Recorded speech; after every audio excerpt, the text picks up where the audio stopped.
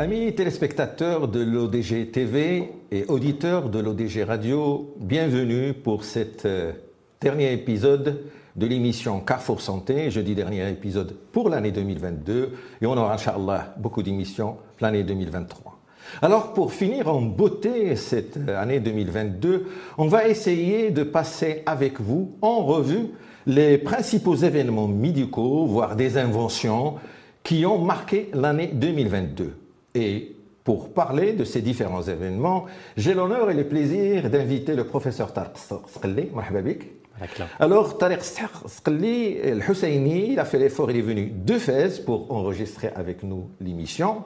Je rappelle qu'il est professeur de néphrologie à la faculté de médecine et de pharmacie et de chirurgie dentaire de Fès.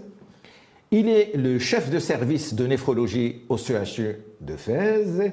Il est le vice-doyen de la faculté de médecine de Fès également.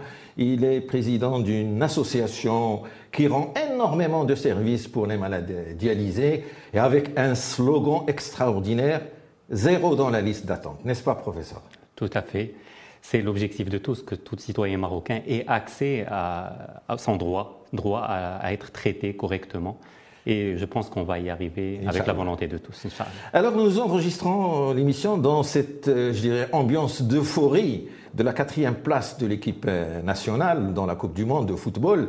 Et avec l'aide du professeur Tariq Sqelli el-Husseini, nous allons passer avec vous les principaux événements médicaux qui ont marqué l'année 2022 en 26 points, les lettres de l'alphabet, de A à Z, ou plutôt les 26 éléments de l'équipe nationale de football. Alors, pour commencer, et monsieur le réalisateur Saïd Belhassan probablement vous a encore montré les photos de ces vaillants joueurs, nos héros du football. Donc, pour parler de la lettre A, professeur Tariq Sqelli, comme événement, il n'y a pas mieux de parler de l'antibiotique 100% marocain. C'est quoi? Oui, A comme antibiotique, mais A aussi comme l'AMM, l'autorisation de mise sur le marché qu'il vient d'obtenir en 2022, en début d'année. Et A comme Adnan Rammel, l'inventeur de cet antibiotique, parce qu'il s'agit bien d'une invention, puisqu'il a remporté le prix de l'inventeur, prix du public en 2017 pour l'inventeur de l'année en Europe, pour son invention qui consiste à associer une huile essentielle du cinéole à un antibiotique déjà existant. Tout le monde le connaît, on ne va pas utiliser le nom commercial, mais c'est d'amoxicilline avec l'acide clavulanique. Et il ajoute une molécule qui fait que les bactéries résistent moins à l'antibiotique. Et cela est une avancée majeure, puisque la résistance aux antibiotiques est un souci que nous rencontrons de plus en plus et qui sera l'un des défis de la médecine dans l'avenir. Il est commercialisé sur le marché marocain? Il est commercialisé sur le marché marocain par un laboratoire marocain, là encore, qui est présent au Maroc et en Afrique. Et donc, c'est toute la symbolique de ce 100% marocain. Dans cette période de bronchite, les gens ils vont demander un antibiotique. Il est aussi efficace que les autres antibiotiques? Il est au moins aussi efficace, puisque l'objectif, c'est de le rendre plus efficace grâce à l'association et avec moins d'effets secondaires, puisque cela a été validé, testé, et avec des molécules locales, puisque l'huile essentielle est tirée de plantes. Donc, félicitations, professeur Adnan. Lettre A, antibiotique 100% marocain. La lettre B. En cette période de Covid, on a le problème de trouver des vaccins. Donc, je crois que le Maroc, maintenant, il est devenu quelque part, ou va être leader dans les domaines de la biotechnologie, notamment l'usine de Ben Slimane. Oui, Ben Slimane, c'est aussi avec un B, et c'est là où va être implanté, et actuellement en cours d'implantation, la grande usine qui va permettre la fabrication de vaccins pour la Covid-19, mais aussi pour beaucoup d'autres maladies virales. Et cela permettra de positionner le Maroc à l'échelle africaine aussi, puisque on pourra répondre aux besoins marocains et aider d'autres pays et aussi commercialiser nos produits et la production marocaine, la valeur ajoutée marocaine et l'expertise marocaine partout, et cela est une grande fierté. Cela a été inauguré par Sa Majesté le Roi il y a quelques mois et on attend le démarrage de l'activité qui sera un événement majeur au Maroc. Et ça va probablement contribuer à cette notion de souveraineté sanitaire. Tout à fait. Cela a été annoncé par Sa Majesté dans ses discours et cela est réalisé grâce à un exemple pareil, une usine au Maroc, avec des compétences marocaines qui vont y travailler, avec de l'expertise venue d'ailleurs, mais qu'on va s'approprier pour aller de l'avant. Autre fait marquant de 2022, lié à la lettre C, puisqu'on suit ça, c'est le cannabis. Le Maroc a longtemps été taxé négativement par rapport à cette notion. Maintenant, il y a l'utilisation médicale du cannabis. Oui, on parle de cannabis thérapeutique parce qu'on sait qu'il y a des molécules dans le cannabis, notamment le THC, qui est le tétrahydrocannabinol, peu importe, mais il y a des molécules qu'on peut tirer du cannabis et qu'on peut exploiter sur le plan médical. On parle d'effets sur des symptômes de certaines maladies qui sont souvent mal tolérés, par exemple les vomissements chez le cancéreux, par exemple certaines douleurs neurologiques, certaines maladies du système immunitaire ou donc neurodégénératives. Donc beaucoup de pistes prometteuses et donc une utilisation licite du cannabis, bien organisée, puisque le Maroc dispose en 2022 maintenant d'une agence de réglementation de l'utilisation licite du cannabis avec 3 territoires, 3 provinces identifiées avec un circuit bien identifié pour l'utiliser à des fins médicales. C'est un grand marché à l'échelle internationale. Très bien. Il y a des recherches dans les facultés de médecine marocaines actuellement dans les facultés de médecine et surtout dans les facultés des sciences, puisque il y a de la recherche. Je citerai quelqu'un que je connais très bien, professeur Delila Bousta, qui a longtemps travaillé à l'Institut des plantes médicinales de Tsaounetz, puisqu'il y a un institut national, sur le cannabis avec une autorisation spéciale du ministère de l'Intérieur pour faire de la recherche sur ces produits-là. Maintenant, avec le texte de loi, ça devient officiel et on peut faire de belles choses. Autre fait marquant de l'année 2022 lié à notre, je dirais, méthodologie de présentation de cette émission, lié à la lettre D, c'est la dialyse à domicile. Aujourd'hui, malheureusement, il y a des milliers, 30 000, presque marocains, qui sont dans un stade d'insuffisance rénale. Ils ont les reins, excusez-moi l'expression, foutus, les reins qui ne marchent plus. Ils ont besoin de dialyse. Aujourd'hui, ils sont dans l'obligation d'aller au moins 2-3 fois dans un centre de dialyse. L'événement, c'est la dialyse à domicile. C'est la dialyse qui vient chez eux, à la maison. C'est quoi ? D'habitude, on a de la dialyse en centre. On parle d'hémodialyse avec des appareils dédiés à cela. Il y a aussi une autre technique qui est la dialyse péritonéale, une dialyse qu'on apprend aux patients à faire chez soi. Il y a une formation d'une semaine. On place un cathéter dans le ventre du patient pour pouvoir l'aider à l'utiliser et il devient autonome. Et couplé à un système de surveillance à distance avec de la télémédecine, cela rend la solution très intéressante puisqu'on peut surveiller le patient alors qu'il est loin de chez nous avec des alarmes qu'on peut voir dans notre smartphone de médecin ou dans notre plateforme de surveillance et un suivi qui est intéressant. Mais il y a aussi l'hémodialyse, la technique classique qu'on fait dans les centres qui, dans beaucoup de pays, pas encore chez nous malheureusement, ça reste anecdotique chez nous, se développe à domicile de certains patients grâce à la miniaturisation des appareils de dialyse. Et on parle d'appareils de dialyse portables qu'on porte en ceinture et il y a beaucoup de sociétés qui travaillent dessus. C'est très prometteur. Ces appareils, je dirais, d'autodialyse, est-ce qu'ils existent aujourd'hui au Maroc ou pas encore ? Les miniaturisés existent à Casablanca, par exemple, grâce à une équipe de recherche, mais ils ne sont pas commercialisés. C'est à l'étape recherche, mais ils existent ailleurs. D'accord. En tant que néphrologue, vous me dites que vous arrivez à suivre ces gens qui vont s'autodialyser chez eux par Internet, par le e-santé, ce qui nous amène au 7e point, la lettre E, le santé. Quoi de neuf dans ce domaine ou de particulier ? Ça foisonne. Et il faudra sélectionner les grandes pistes. Donc on va dire que la médecine à distance, c'est quelque chose qui sera amené à se développer dans les années futures. Il y a la deuxième chose qui est très importante, c'est l'intelligence artificielle.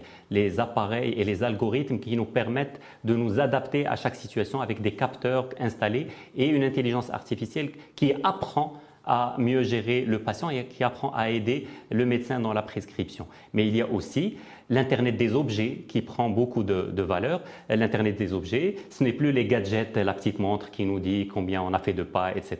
Maintenant, on peut prendre de la pression artérielle correctement, on peut avoir de la saturation correctement et de plus en plus d'outils de surveillance qui, couplés à d'autres outils d'intelligence artificielle, peuvent nous donner beaucoup de choses prometteurs. Mais il y a aussi la sécurité qui doit être développée. Et donc, cela est nécessaire. Et au Maroc, on a la CNDP, la Commission nationale de protection des données à caractère personnel, qui veille sur la bonne utilisation de ces éléments-là. Un dernier point, l'interopérabilité, puisqu'il y a beaucoup de sociétés qui travaillent sur cela. Et il faut qu'un autre système puisse travailler en interopérabilité pour qu'il y ait un échange et qu'on puisse profiter sans être captif d'une solution. Très bien. Alors, amis auditeurs et téléspectateurs, en préparant cette émission d'événements les plus importants de 2022, en se basant, je dirais, comme méthodologie de la lettre de A à Z, il faut dire que mon ami et mon invité, le professeur Srelli, ce n'est pas uniquement l'invité de cette émission, il m'a aidé presque à 100% dans la préparation de cette émission. Et en arrivant à la lettre F, il a dit « je ne peux que parler de football ». Allez-y. Effectivement, on sort d'une très belle Coupe du Monde avec un résultat, je vais dire, inespéré, mais qu'on savoure donc tous comme Marocains. Et au Maroc, il y a une relation entre football et santé. En 2019, il y a eu l'ouverture du Centre national Mohamed VI donc à Mamora, où il y a un centre médical en bonne et due forme et on voit ses résultats. On a des joueurs comme Naïf Agrad qui vient d'Angleterre pour continuer sa rééducation au Maroc parce qu'on a les moyens. On a la Botola 1 et Botola 2, c'est comme ça que ça s'appelle. Donc c'est la ligue professionnelle marocaine qui bénéficie maintenant pour tous ces joueurs sans exception, les 16 équipes de Botola 1 et 16 équipes de Botola 2, d'un examen et d'un dossier médical systématique gratuit pour toutes les équipes offert par donc la Fédération royale marocaine de football. Il y a la gestion du retour post-Covid qui a été gérée de façon très bien maîtrisée. Et donc, on voit qu'il y a une relation entre football et santé qui est très importante. Très bien. Dans cet inventaire des événements les plus marquants de l'année 2022 dans le domaine médical, on a passé beaucoup d'événements sur le plan national.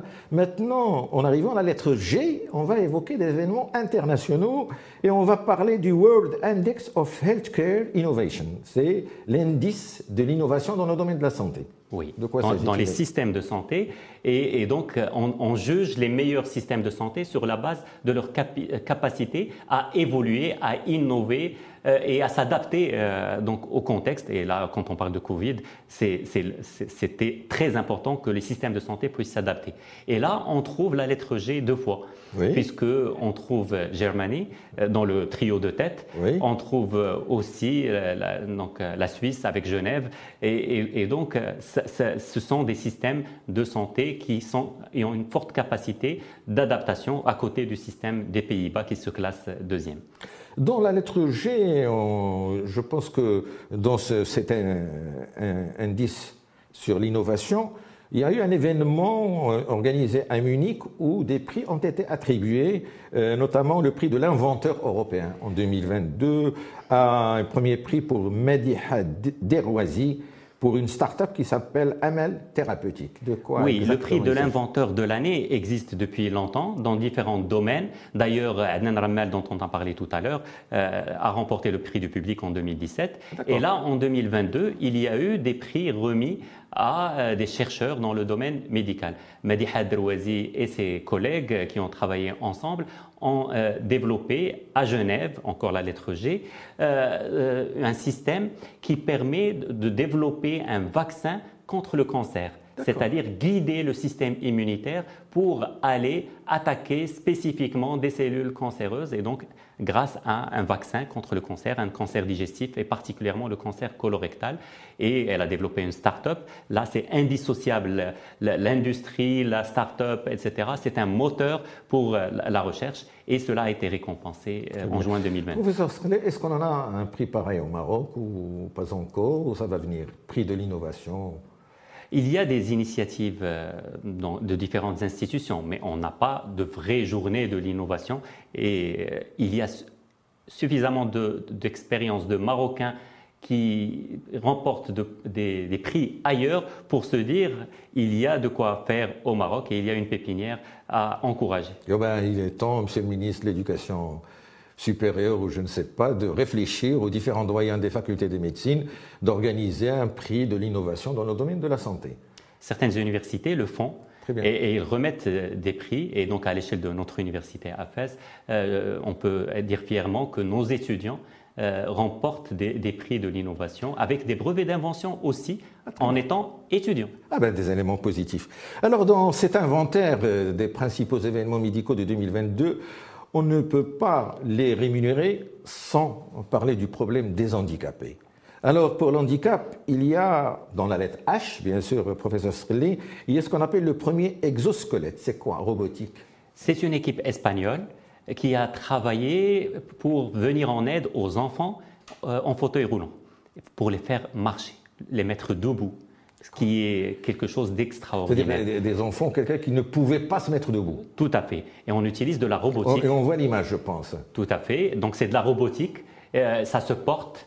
Et ce robot aide à faire des mouvements que souhaite réaliser cet enfant. Il l'accompagne et il donne un signal à ses membres pour bouger, etc. C'est quelque chose d'extraordinaire. Ça donne une vie nouvelle à ces enfants handicapés. Vous dites c'est une équipe espagnole. Est-ce qu'on a des rapports avec eux puisqu'on est voisins ou c'est en cours? Pas à ma connaissance, mais je sais que la solution a déjà été commercialisée dans plusieurs hôpitaux espagnols, mais aussi dans des pays d'Amérique latine. D'accord. J'espère que ça va venir au Maroc parce que ça va nous rendre beaucoup de solutions. On arrive à la lettre I. Dans tout domaine de la médecine ou de la chirurgie, on ne peut pas faire quoi que ce soit, diagnostic, sans parler de la radiologie, de l'imagerie. Alors il y a deux monsieur, un Chinois et un Suisse, Marco Stampanoni et monsieur Young, qui ont fait une invention. De quoi il s'agit exactement en matière d'imagerie? Ils ont focalisé sur l'imagerie des seins, donc la mammographie. La mammographie est un geste que toute femme, à partir d'un certain âge, doit réaliser périodiquement. Quel âge? Donc vers la 45 ans à peu près. Et donc on va régulièrement faire cet examen pour dépister très tôt un éventuel cancer du sein qui concerne quand même une femme sur 10 dans sa vie. Et cela, s'il est diagnostiqué rapidement, permet d'améliorer de façon extraordinaire le pronostic de ces femmes et de faire guérir très souvent. Et donc là, c'est une mammographie 3D avec haute résolution, avec minimisation de la douleur, parce qu'en comprimant la pression sur les seins donne de la douleur, c'est désagréable. Elle permet, grâce à la haute résolution, de dépister de façon beaucoup plus précoce que d'habitude. Même des lésions infracliniques. Même des lésions infracliniques, puisque c'est un examen systématique et cela permet de poser un diagnostic très précoce et à espérer un pronostic meilleur. On arrive dans cet inventaire à la lettre J. Et dans ce de A à Z, on a préparé ensemble. Vous m'avez parlé de jeunes inventeurs en matière d'intelligence artificielle et le diagnostic de la maladie de Parkinson. Oui. Là, les jeunes inventeurs, c'est un prix qui vient d'être introduit en 2021, donc c'est la deuxième édition, dans le prix de jeune inventeur européen. Et il est donc décerné à un chercheur âgé de moins de 30 ans. C'est obligatoire de répondre à ce critère. Et on voit la photo d'une jeune chercheuse qui a travaillé sur le diagnostic de maladie de Parkinson. Une jeune qui travaille sur la maladie de la personne âgée. Et c'est de l'intelligence artificielle très simple, et c'est là où c'est extraordinaire quand c'est simple. Elle analyse les mouvements du visage de façon spontanée sur des vidéos filmées de personnes âgées pour détecter les signes d'un mouvement qui n'est pas conforme à la normalité et qui peut orienter vers le diagnostic de maladie de Parkinson alors que la personne n'y pense pas. Et oui, il y a beaucoup de choses qui se font sur le plan international. Dans cet inventeur, malheureusement, on va revenir sur le plan national et de parler d'un problème très endémique qui est le kyste didatique. C'est malheureux d'en parler encore en 2022, mais c'est une réalité. C'est une maladie qui est transmise par le chien en mangeant du foie qui est contaminé. je dirais, c'est une maladie qui n'a pas de traitement médical, uniquement la chirurgie, n'est-ce pas? Mais il y a des avancées. C'est quoi l'avancée? Il y a des avancées. Le traitement médical, l'albendazole, n'est pas la panacée. Et donc, il faut trouver des solutions. On a l'habitude de dire qu'il ne faut pas toucher à ces kystes, sauf si on le fait chirurgicalement. Là, une équipe turque, puisqu'en Turquie, ils ont aussi ce problème, travaille sur l'utilisation de solutions donc pour éradiquer les kystes en introduisant un cathéter à l'intérieur des kystes et en détruisant le kyste de l'intérieur, quelle que soit sa position au sein du foie. Et là, c'est une avancée intéressante. Mais en parlant de kyste hydatique, je me permets de saluer une initiative récente, celle de One Health Morocco. One Health, c'est un système, une santé unique qui existe à travers le monde et ça s'est implanté au Maroc dernièrement avec une équipe multidisciplinaire qui travaille sur la santé donc humaine, la santé animale et l'environnement. Et l'interaction entre ces trois paramètres indissociables, et l'exemple du kyste hydatique est le bon exemple pour traiter de façon coordonnée cette maladie. Je pense qu'il est temps d'il y ait cette association entre la santé humaine et animale. Ça serait une des solutions pour le kyste hydatique. Dans notre inventaire, on arrive à la lettre L. Et d'emblée, la lettre L nous rappelle nos régions du Sud, cette perle qui est l'Aïoun. Pourquoi on va parler de l'Aïoun? L'Aïoun parce qu'elle évolue comme évoluent beaucoup de régions marocaines et particulièrement dans le domaine médical avec l'ouverture cette année de la faculté de médecine de pharmacie de l'Aïoun, donc qui a reçu sa première promotion d'étudiants, et le CHU, Centre hospitalier universitaire de l'Aïoun, qui sera bientôt prêt avec un budget très intéressant, 1,5 milliard de dirhams, qui ont permis de construire un centre hospitalier universitaire de 500 lits, 14 blocs opératoires, 6 pôles d'excellence. Et donc, nos provinces du Sud peuvent se positionner sur l'échiquier de la santé au Maroc et des soins prodigués très proches de la population. Très bien. Dans notre inventaire, on arrive à la lettre M. Et vous avez tenu et insisté à ce qu'on parle d'une fondation qui fait de la recherche au Maroc. Elle innove, c'est la fondation Masser. Oui, c'est une fondation qui travaille sur la recherche scientifique marocaine, M comme Maroc, et qui développe des solutions dans le domaine médical ou proche du domaine médical. Elle a été très présente pendant la Covid en développant des tests PCR, les premiers tests PCR marocains qui existent sur le marché marocain et qui ont été donc distribués grâce à Sa Majesté dans différents pays africains dans le cadre de l'aide marocaine à certains pays. Et qui continue. Elle ne travaille pas que sur la Covid, elle travaille sur toutes les nouvelles technologies et avec une start-up, ou plutôt une spin-up, c'est-à-dire une société qui sort de la recherche pour faire de la commercialisation dont le nom commence aussi par un M et qui a produit dernièrement en 2022, c'est pour ça que je la cite en 2022, un test de dépistage de la tuberculose qui constitue un fléau. Ça fait vrai problème de santé. Des années qu'on parle de 30 000 nouveaux cas par an au Maroc et ça ne change pas et ça ne peut changer que si on diagnostique plus efficacement tous les cas et qu'on les traite puisque le Maroc fait un grand effort pour traiter gratuitement toutes les personnes diagnostiquées. Et là, l'amélioration du diagnostic participera à éradiquer la maladie, on l'espère. Dans cet inventaire, amis téléspectateurs, auditeurs, professeur Srli, lorsqu'on arrive à la lettre N, on ne peut pas parler du Nobel du médecine. Alors, ce Nobel médecine qui a été attribué, je pense, à un Suédois. Oui, un Suédois qui a travaillé sur de la génétique, de la paléontogénétique. On est en train de parler de la génétique d'espèces disparues. Disparues, très bien. Et on a constaté, cette équipe a travaillé particulièrement sur des points communs entre le génome, entre le matériel génétique ou le patrimoine génétique de l'être humain vivant sur Terre actuellement et celui qui a vécu il y a des milliers d'années, avec 2% d'intersection entre les deux. Et ils ont constaté pendant la période Covid que ceux qui étaient porteurs de certains gènes sont censés être disparus, mais qui existent chez certaines populations, réagissaient différemment et faisaient des formes plus sévères de Covid. Donc c'est à l'ordre du jour, c'est de la génétique évolue Absolument. beaucoup. Et quand on parle génétique, il y a une anecdote. Oui. Ce généticien est fils d'un prix Nobel. Il y a de la génétique là-dedans. Sa mère est chimiste estonienne. Il y a de la génétique là-dedans et c'est bon à signaler. Eh bien, j'espère qu'on soit contaminé par cette génétique. On aura un Nobel marocain, Inch'Allah. Vous êtes très jeune. Professeur Srelli, je vous connais, vous faites de l'excellent travail.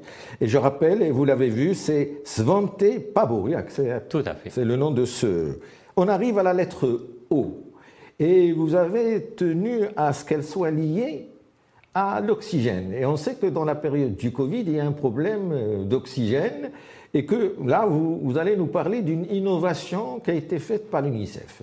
Oui, l'UNICEF a lancé des programmes d'aide aux enfants, puisque c'est sa vocation, et particulièrement pendant la période Covid, mais bien avant, elle avait commencé à s'intéresser aux patients, aux enfants qui ont des problèmes respiratoires nécessitant de l'oxygène dans des pays défavorisés. Il faut produire de l'oxygène très proche de ces enfants-là, le rendre disponible à moindre coût, et donc ils ont financé la recherche pour élaborer des usines miniatures de production d'oxygène.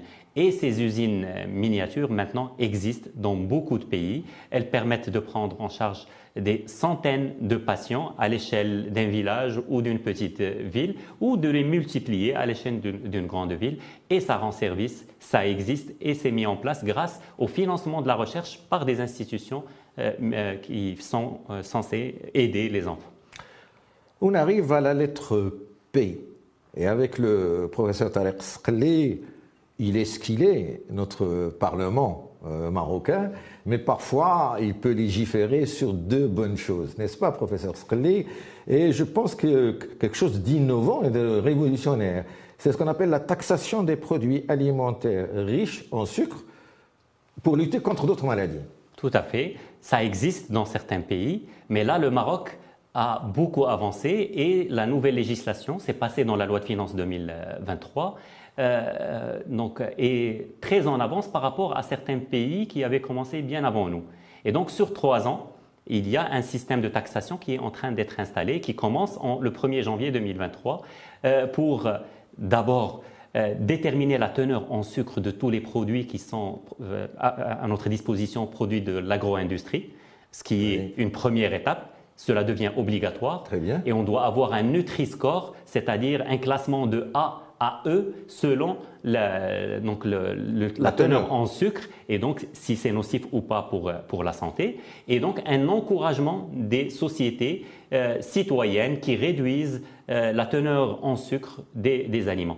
On peut imaginer la même solution pour le sel, puisque pour lutter contre l'hypertension artérielle, on peut réduire la teneur en sel. Et donc lutter contre l'excès de sel et l'excès de sucre, ça permettra de réduire le diabète et l'hypertension artérielle, les accidents vasculaires cérébraux, les événements cardiovasculaires. C'est quelque chose qui se fait en amont pour concerner la santé de la population, puisque la médecine ne s'intéresse pas uniquement à la maladie, elle s'intéresse à la santé de la population.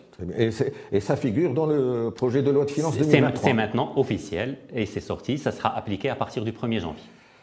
On arrive à la lettre Q. Donc, dans le monde entier, on évoque cette lettre. Bien sûr, c'est la Coupe du Monde, c'est le Qatar. Oui. Qu'est-ce qu'elle a de rapport par rapport aux événements médicaux, professeur Srelli? Il y en a plusieurs. Mais en parlant d'innovation, il y a des prix de l'innovation introduits par le gouvernement au Qatar. Et donc, pour encourager la recherche et l'innovation en matière de santé. Et là, on peut parler d'une jeune équipe composée de Chinois, mais de Marocains aussi, un jeune Tahri donc de 25 ans, qui ont travaillé ensemble pour améliorer les compétences des étudiants, des professionnels de santé, etc., en matière d'interprétation de l'électrocardiogramme. L'activité du cœur. L'activité du cœur pour diagnostiquer aux urgences de façon correcte, ne pas passer à côté des diagnostics et sauver plus de vies. Excellent. Et ils se sont basés sur de l'intelligence artificielle. Ils ont surveillé grâce à des caméras multiples installées dans les salles de consultation et chez différentes catégories de professionnels. Ils ont suivi le mouvement de l'œil quand on soumet un électrocardiogramme à un étudiant ou un professionnel de santé. Et ils ont vu sur quoi focalise le cardiologue, sur quoi focalise l'urgentiste, l'infirmier, etc. Et ils ont appris, grâce à cela, à l'étudiant à mieux orienter son œil, ses yeux, vers le bon endroit pour mieux diagnostiquer. C'est extraordinaire, c'est fait par des jeunes et avec des collaborations internationales à un âge aussi jeune et un prix du jeune chercheur gagné au Qatar. Donc, félicitations Qatar pour l'organisation de la Coupe du Monde et félicitations pour ces avancées médicales. On arrive à la lettre R. Et aujourd'hui, je ne dis pas un phénomène, il y a une pratique médicale qui commence à se développer chez nous, c'est la médecine régénérative. De quoi il s'agit, professeur Oui, la médecine régénérative consiste à ce que les cellules soient utilisées pour leur potentiel de développer des cellules plus spécialisées. Et donc, on avait des difficultés à remplacer beaucoup de cellules en cas de maladie.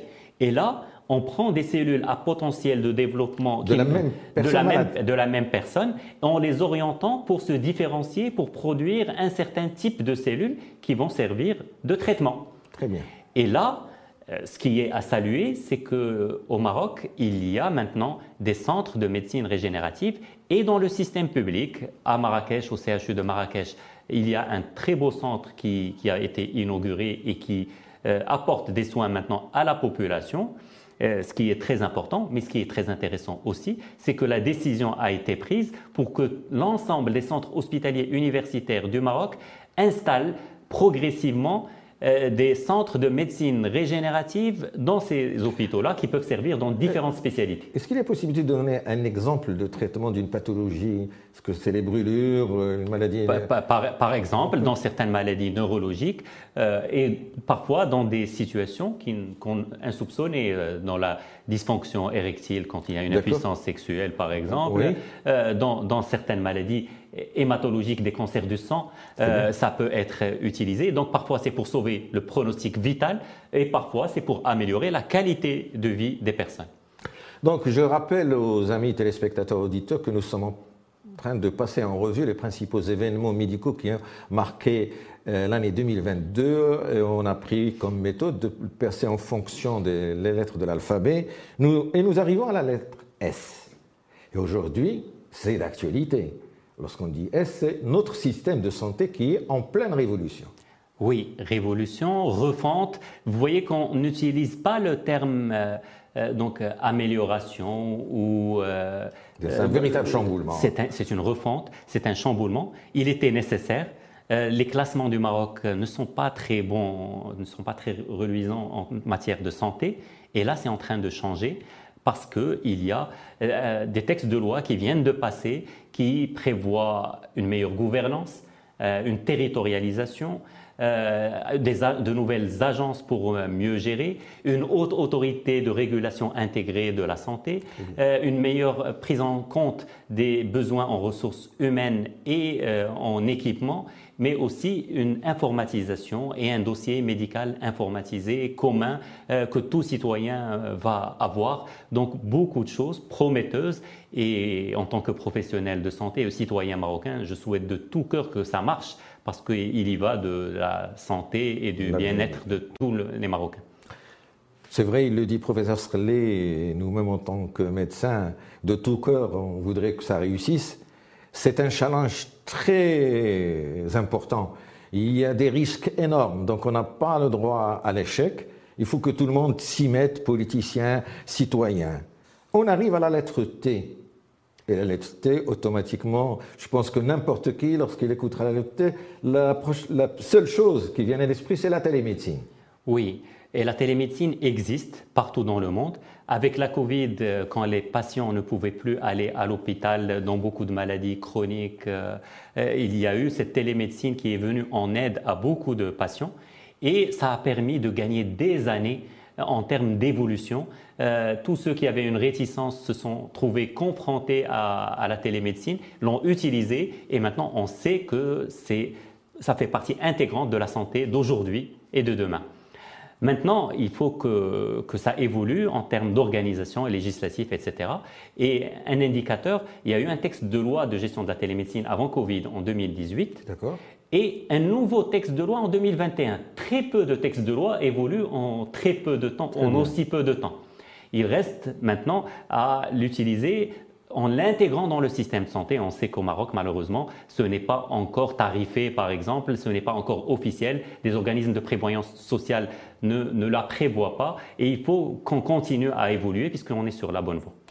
Professeur Taher Frlé, en tant que chef de service de néphrologie au CHU de Casablanca, de Fès, et vice-doyen de la faculté, est-ce que vous l'avez utilisé dans votre pratique quotidienne dans la région de Fès? Oui, on l'a utilisé. J'ai cité tout à l'heure l'exemple des patients qui font de la dialyse péritonéale. On a remis à 36 patients des appareils qui permettent de suivre leur dialyse à distance.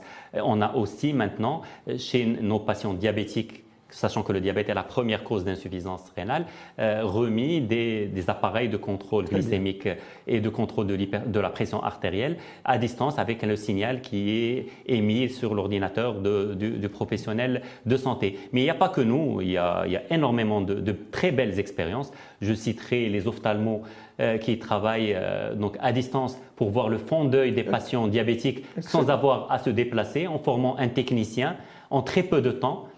Ça ne nécessite pas de prérequis particuliers et on transmet les données à l'ophtalmo dans n'importe quelle ville pour donner des diagnostics. Il y a aussi les accidents vasculaires cérébraux qui sont diagnostiqués à distance pour décider si c'est une urgence, parce que quand c'est une urgence, il faut dans les 6 heures intervenir pour anticoaguler le sang et là ça permet de changer de pronostic.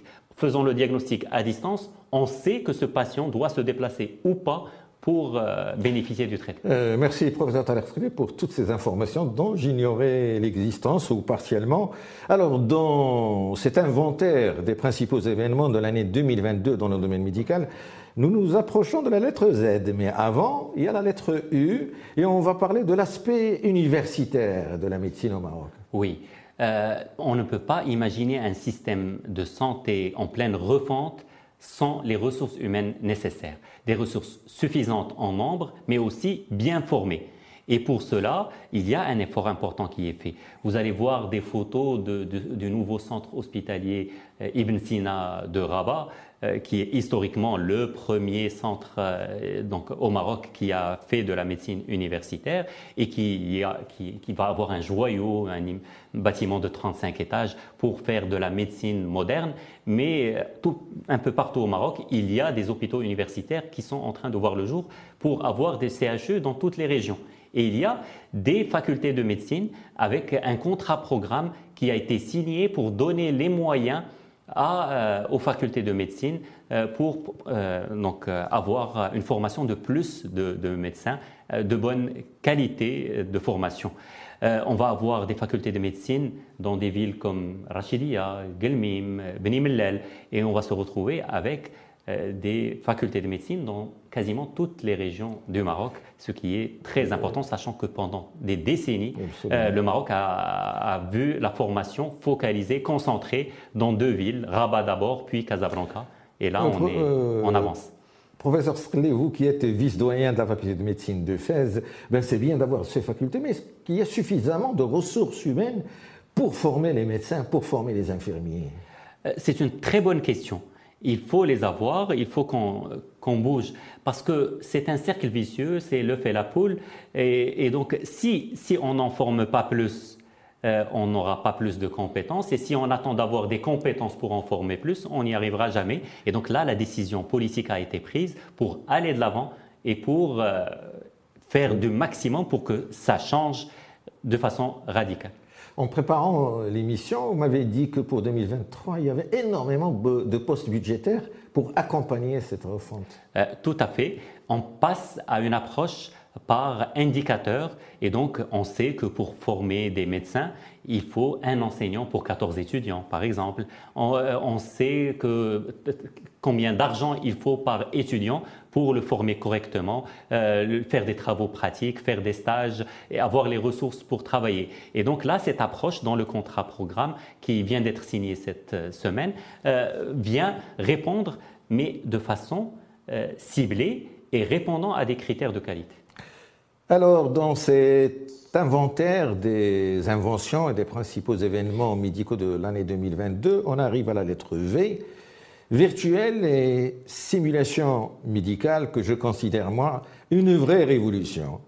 Moi qui suis en ancien, et vous en rappelez, lorsqu'on a appris malheureusement une injection intramusculaire, on l'a appris sur un malade. Oui. Une injection intraveineuse, on ne pouvait pas faire autrement. Aujourd'hui, ce n'est plus le cas. Aujourd'hui, le slogan, et c'est la réalité qui doit exister pour respecter l'éthique et la personne humaine, c'est jamais la première fois sur un patient. Parce que ce n'est pas un objet d'apprentissage. Il vient dans un hôpital universitaire pour bénéficier de soins et d'expertise médicale. Et c'est un lieu de formation aussi. Et donc les centres de simulation adossés à toutes les structures de formation, j'ai bien dit toutes, vont permettre d'éviter cet écueil et d'avoir une formation d'abord sur des mannequins. On parle de mannequins procéduraux pour apprendre à faire des gestes, mais aussi de mannequins haute performance qui permettent de simuler différentes situations. Nous avons maintenant dans les facultés de médecine publiques et privées marocaines des mannequins dans des structures qui permettent de reconnaître des médicaments, qui font un arrêt cardiaque, qu'on sauve et dans lesquels on simule toutes les situations qu'on va faire. Suivi une opération chirurgicale, s'il y avait une hémorragie ou un truc, comment réagir? Tout à fait. Et on va même avoir très bientôt, nous à Fès, en février-mars, il y aura l'ouverture d'un premier hôpital virtuel sur plus de 2000 mètres carrés, des blocs opératoires, une salle d'accouchement, une salle d'urgence, une ambulance qui rentre, etc. Simulé, tout simulé, que ce soit avec des mannequins ou avec des patients simulés, un jeu de rôle, et tout cela pour justement améliorer la formation. Très bien, donc nous arrivons à la lettre W et on parle de web médical. Quelle est la différence avec la télémédecine? La télémédecine, c'est la distance. On parle de télé, le préfixe parle de distance entre deux intervenants. Très bien. Et souvent, dans le texte de loi marocain, les deux intervenants des deux côtés sont des professionnels de santé, pas forcément des médecins, mais des professionnels de santé. L'un des deux professionnels est accompagné d'un patient. Très bien. Ici, on parle de web, c'est-à-dire l'Internet. Et donc, ça a été utilisé parfois pour faire de la télémédecine, mais aussi pour faire d'autres choses. Il y a de l'intelligence artificielle, il y a des outils qui ont été développés. Et pendant la Covid, il y a eu Tabib 24 ou d'autres plateformes. J'ai cité celle qui ne fait pas de publicité parce qu'elle est produit du système public, pour répondre à des questionnements de la population, identifier des situations d'urgence, etc. Et donc, l'Internet, qui a bien pénétré dans les foyers de tous les Marocains, doit être utilisé à des fins citoyennes, et il n'y a pas plus citoyen que de répondre à un objectif de santé. Et je me permets que ce rôle a été également joué par la rubrique Santé et Bien-être de l'ODIJ. Tout à fait. Vous avez suivi vous-même ça. Alors, on arrive à la lettre X. C'est la xénotransplantation. C'est quoi ça? Oui, c'est xéno et transplantation. Xéno, c'est l'étranger, et transplantation. Donc la transplantation, c'est quelque chose qui sauve des vies. On en a besoin. Le Maroc est très en retard. Vous avez vu que j'étais très optimiste dans beaucoup de choses. En termes de transplantation, je reste optimiste, mais il y a malheureusement un constat d'insuffisance. Très peu de transplantations d'organes se font au Maroc. Vous avez parlé tout à l'heure de 35 000 ou 36 000 dialysés. Seules 50 greffes ou transplantations rénales se font au Maroc. Très très peu de transplantations cardiaques qui sauvent des vies, etc. Et donc, ça doit se développer. Il y a une pénurie d'organes, très peu de donneurs, et on doit évoluer. Et à l'échelle internationale, aux États-Unis, l'année 2022 a été marquée par une première, une xénotransplantation, c'est-à-dire une transplantation à partir d'une autre espèce, une espèce animale, le porc en l'occurrence, et un cœur de porc qui a été greffé chez un être humain.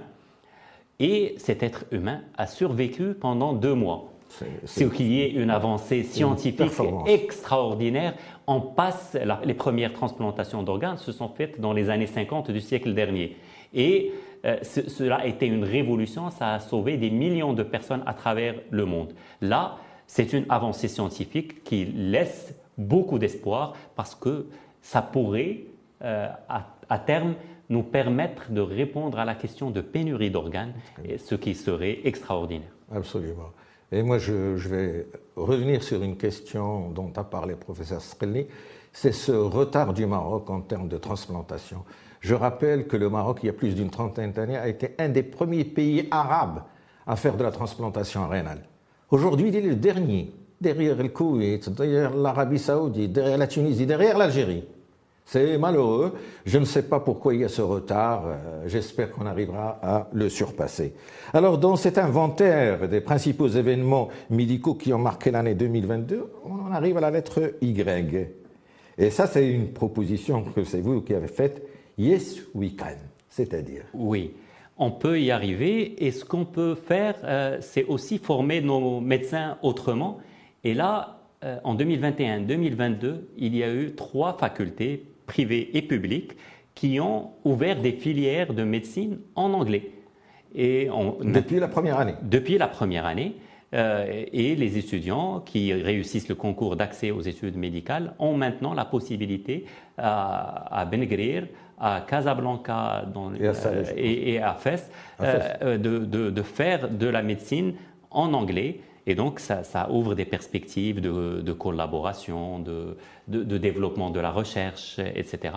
C'est la langue de la recherche et le Maroc, bien sûr, est fier de sa diversité et ne peut pas faire l'impasse sur l'apprentissage de la science dans la langue actuelle des sciences. Absolument. Professeur Sqelli, vous qui êtes vice-doyen, lorsqu'il y a un article publié en anglais sur un travail de recherche, il fait combien de temps pour être traduit en français? Il est rarement traduit en français parce que les scientifiques ont appris qu'il ne faut plus attendre qu'il soit traduit parce que c'est de la perte de temps. Absolument. Et on lit les articles en anglais. Nos étudiants le font et on est surpris par l'engouement des étudiants pour cette filière en anglais et le niveau de maîtrise des étudiants de la langue anglaise qui dépasse souvent le nôtre, mais cela nous pousse à plus travailler pour être à la hauteur des espérances de ces étudiants. Ça ouvre aussi des perspectives, j'ai parlé de collaboration, il y a beaucoup de compétences marocaines, médicales, partout à travers le monde. Et ces compétences ont été d'une aide très précieuse pour monter ces formations en anglais bénévolement, très contents d'aider leur pays et c'est l'occasion de les saluer. Très bien. Alors, amis téléspectateurs et auditeurs, j'espère que vous n'êtes plus avec nous dans cet inventaire sur les principaux événements qui ont marqué la médecine marocaine et internationale. Et pour terminer, on va arriver à la lettre Z et ça va me permettre de rendre hommage à mon invité, professeur Tariq Sqelli. La Z, on parle de 0 liste d'attente de dialyse. Aujourd'hui au Maroc, je pense que la seule ville au Maroc où il n'y a pas de liste de dialyse, c'est Fès. C'est un travail, je dirais, c'est un travail de longue haleine, un travail d'équipe. C'est à quoi on veut arriver à toutes les villes du Maroc. Mais c'est un objectif qu'on veut atteindre, n'est-ce pas? C'est un objectif de chacun d'entre nous qui travaillons dans le Mais est-ce qu'ils l'ont fait? Aujourd'hui, à Fès, c'est réel. C'est très récemment réel, mais grâce à l'effort de beaucoup d'intervenants, le ministère de la Santé en premier, les partenaires dans le privé, puisqu'il y a un partenariat public-privé dans la dialyse, la Fondation Mohamed V pour la solidarité qui a ouvert des centres un peu partout au Maroc. Et ce qu'on a souhaité à Fès, qui a été réalisé grâce à la conjonction des efforts de tous ces intervenants que je viens de citer, a été fait dans différentes régions du Maroc. Quand j'ai proposé de mettre 0 liste d'attente, je ne pensais pas à Fès, je pensais à tout le Maroc parce que le ministère de la Santé a lancé en août-septembre de cette année 2022 un programme 0 liste d'attente avec un suivi très proche pour comprendre pourquoi il y a encore des patients qui attendent pour faire de la dialyse et la liste d'attente est en train d'être éradiquée partout au Maroc. Ça me permet d'être très optimiste, mais ça me permet de lancer un message Une fois que tous les Marocains nécessitant la dialyse auront dignement trouvé leur place en dialyse sans avoir besoin de liste d'attente, il faut qu'on passe à la transplantation pour qu'ils aient un espoir de sortir de la dialyse vers un univers meilleur. Absolument. Je constate que vous êtes et je le sais, vous êtes un très très bon médecin, mais en même temps, vous êtes un très bon diplomate, parce que ce qui se passe à Fès, c'est vrai, c'est une réalisation de plusieurs personnes.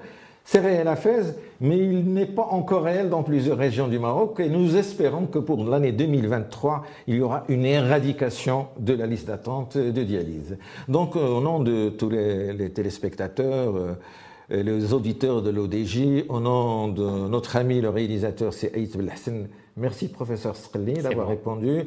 C'était une émission spéciale Invention et Innovation 2022. Je vous donne rendez-vous en janvier 2023.